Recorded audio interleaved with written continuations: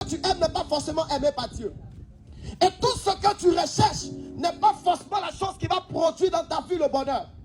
En effet, quand un homme n'a pas la connaissance de ce qu'on appelle bonheur, il pense que tout ce qu'il voit est un bonheur. Je vais entrer dans ce paramètre. Écoute-moi bien. En Éden, il y avait un bonheur. Le seul bonheur en Éden était Dieu. Le bonheur en Éden pour l'homme n'était pas les animaux. Le bonheur pour l'homme en Éden n'était pas les fruits, que ce soit les arbres. En effet, le bonheur pour l'homme en Éden, celui qui est le premier homme que Dieu a créé à son image, Adam, était Dieu. Parce que Adam avait Dieu, il se trouvait dans un bonheur. Le confort de l'homme en Éden n'était pas Éden, mais était le Dieu d'Éden, la présence de Dieu. Remarquez avec moi, dès lorsque le diable est entré en action, l'homme qui était censé conserver le bonheur Dieu dans sa vie, l'a perdu. Et dès lorsqu'il perd ce bonheur, il y a un déclin dans la vie de l'homme. Pourquoi la présence des animaux n'a pas continué à affecter positivement la vie de l'homme? Mais parce qu'il avait perdu cette présence qui était un bonheur véritable. L'homme avait le matériel, mais le matériel ne pouvait pas le combler en Éden. Il avait besoin de la présence de Dieu. L'homme avait les animaux, la présence des animaux, les arbres. Il avait tous les objets, les éléments qui consistaient à sa destinée. Mais l'élément le plus primordial était Dieu, qui faisait que la vie de l'homme avait un sens en Éden. Mais lorsqu'il perd cette présence, la vie de l'homme n'aura plus de sens. Ce qui donne un sens à ta vie, ce n'est pas l'argent que tu as, mais la présence de Dieu. Ce qui donne un sens à ta vie, ce n'est pas le mariage que tu as, la présence de Dieu. Ce qui donne un sens à ta vie, ce n'est pas les enfants que tu as. Les enfants naissent, ils meurent, le mariage existe et se brise. Mais Dieu, il n'a pas de fin. C'est pourquoi la Bible appelle l'alpha et l'oméga, le commencement et la fin. Quand tu as Dieu en toi, il vient stabiliser les éléments qui sont dans ta vie. Le bonheur de l'homme n'était pas la gloire. La toute gloire de l'être humain, la couronne de la vie de l'homme était Christ, la présence de Dieu. Les hommes veulent le matériel pour vivre le bonheur en rejetant le Dieu du bonheur. Celui qui est capable de produire ta vie dans un bonheur excellent. L'homme a perdu sa présence, il a tout perdu.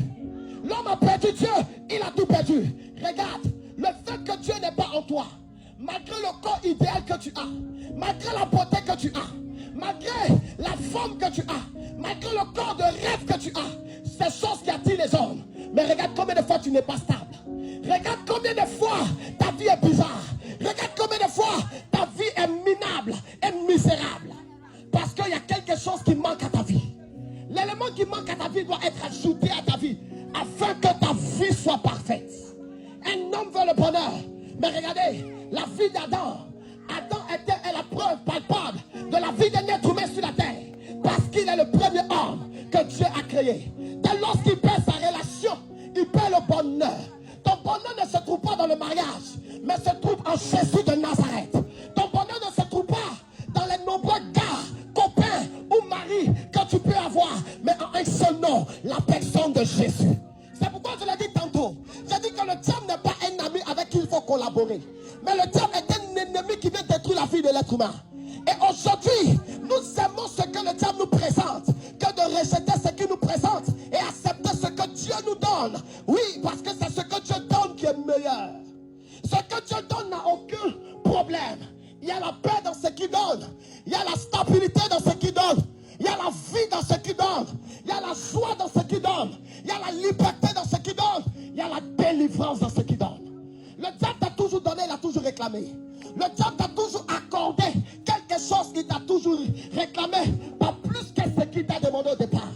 Le bonheur que tu veux ne se trouve pas dans la multitude de relations que tu veux dans la vie. En effet, quelqu'un a la relation peut-être que tu as, mais n'a pas le bonheur que j'ai. Écoutez-moi, mon bonheur ne vient pas de la famille que j'ai, mais vient de Dieu qui m'a donné la famille que j'ai. Dès lorsque je connais Jésus, c'est alors que j'entre dans le mariage. C'est alors qu'il me donne un enfant. Mais au départ, ma vie était misérable. Parce que dans la vie de chaque homme, il y a un cachet du diable. Mais Dieu veut effacer ce cachet afin de modifier ta destinée et redonner un élan à ta vie. Le cachet du diable, c'est ce qu'il a décidé que tu seras. Oh Dieu, avant que tu ne viennes au monde, il a dit à Jérémie, je te connaissais. Mais imaginez-vous que Si Jérémie n'entre pas dans le plan de Dieu, pensez-vous qu'il allait vivre le plan de Dieu? C'est le même Jérémie qui dit qu'à Dieu connaît les projets qu'il a pour nous. En effet, si dans la parole de Dieu, la Bible nous dit, il connaît les projets, et les projets de Dieu sont des projets de paix, non de malheur, c'est parce que dans un camp, il y a un malheur qui se trouve, et dans un autre camp, il y a un bonheur qui se trouve. Le malheur est donné par le diable. Le malheur est apporté par le diable. Le malheur est donné par les démons. Regarde, tu es là comme ça, un malheur tombe sur ta tête. Une situation s'abat sur toi.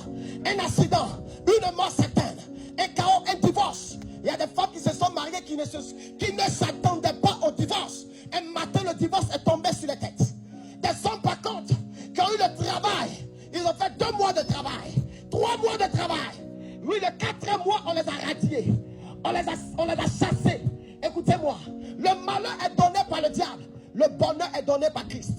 La Bible dit, c'est pourquoi David a dit, il dit oui le bonheur. En effet, David ne donnait pas cette expression bonheur en voyant le mot, mais il voyait Dieu. Parce qu'il dit oui le bonheur et la grâce m'accompagnent.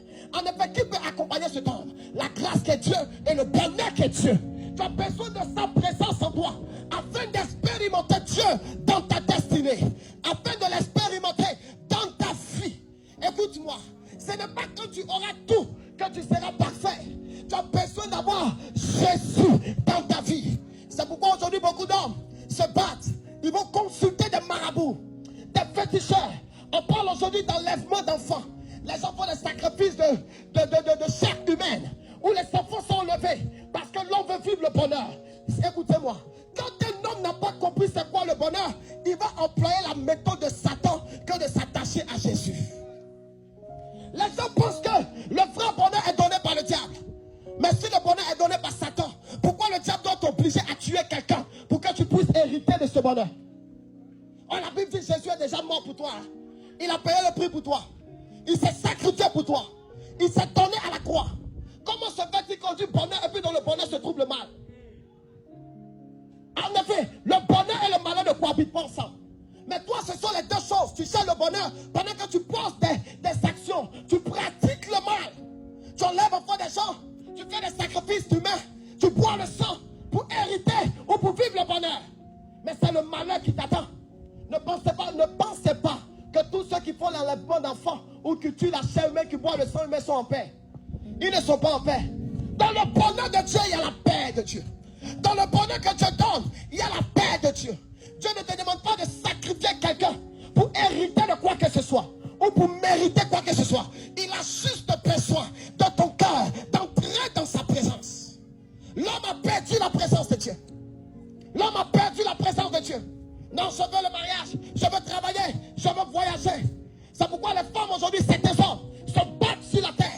Des luttes en vain. Des luttes qui ne pourront pas leur donner des résultats. Des vaines luttes. Des vaines luttes. En effet, parce que tout être humain lutte sans Dieu. La personne qui